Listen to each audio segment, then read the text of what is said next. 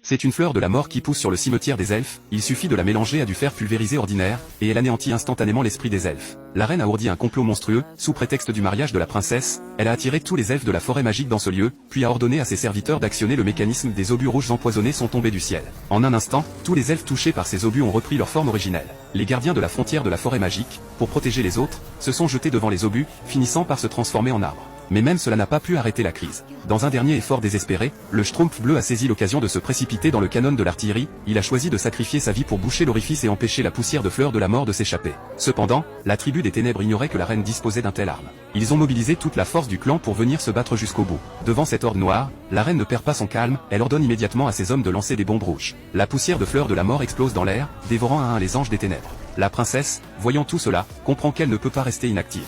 Elle déchire sa robe pour en faire une corde, s'accroche au drap de la fenêtre et saute vers le bas. Elle se rend dans la chambre du prince et lui révèle le complot de la reine. Lorsque le prince voit sur le doigt de la princesse une blessure identique à celle de son père, il la croit instantanément. Furieux, le prince monte sur la tour et exige de sa mère qu'elle arrête l'attaque. Mais la reine refuse de croire qu'humains et elfes puissent coexister en paix, elle donne un ordre, et ses gardes s'empressent de saisir le prince. Vide d'esprit, le prince s'accroche à un drapeau suspendu et s'échappe. Pendant ce temps, Aurora et le corbeau sont capturés par les soldats du château. L'un des soldats s'assied sur le corbeau pour le contenir mais au moment où le corbeau est sur le point de perdre connaissance, il se transforme soudain en ours puissant et terrasse le soldat. Malphis, disparu depuis longtemps, réapparaît enfin. Conall transmet à elle toute sa volonté et ses pouvoirs, multipliant par plusieurs fois la force de Malphis. Celle-ci détruit une à une les canons sur la tribune d'observation, et dans la tribu des ténèbres a lancé une contre-attaque contre les humains. Le corbeau, encore sous forme d'ours, casse la grande porte verrouillée, libérant les elfes emprisonnés dans l'église. Malphis cherche la reine pour la punir de ses crimes mais Aurora la rattrape et tente de la dissuader. Sorry I doubted you, but this isn't you.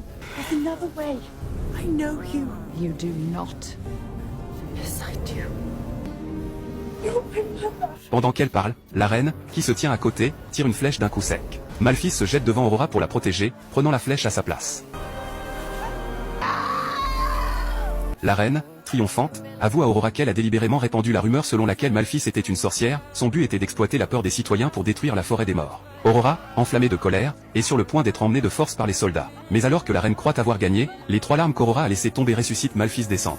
Elle renaît de ses cendres, transformée en phénix noir. Pour sauver sa vie, la reine pousse Aurora du haut de la muraille du château, puis s'enfuit vite. Le phénix plonge du ciel, attrape Aurora à toute vitesse. Même s'il tombe lourdement sur le sol, Malphis tient Aurora fermement dans ses bras, ne laissant pas la moindre blessure toucher sa fille.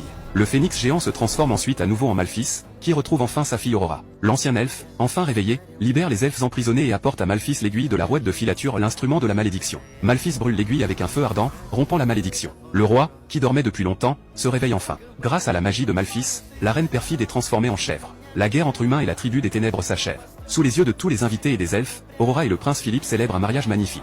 Depuis ce jour,